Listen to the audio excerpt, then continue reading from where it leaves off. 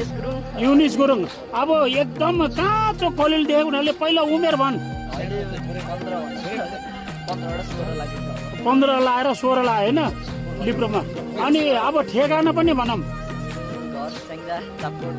स्याङ्जा चापाकोट राजन दर्लामीको गाउँ ओ my God अनि सन्जुको team अनि भर्खर योगेन्द्र परियारको टिमबाट लिब्रो खेलेको सम्भवतः यो सिलमा सबभन्दा काँचो उमेरको खेलाडी त्यसमा पनि विजेता टिमको लिब्रो है वाह परे यार अनि आफूले फेसबुक खोले छैन अब फेसबुकको नाम पनि भनौँ साँच्चै हो पनि के म फलाना जस्तो हुन पाएँ भन्ने आफ्नो चाहिँ सपना हुन्छ नि आइकोनिक के त्यस्तो खेलाडी को थियो को छ नि हो जर्सी नम्बर 12 आफ्नै गाउँको त्यस्तै दुनियाँले चिनी लिब्रो हुन पाए भन्थ्यो होइन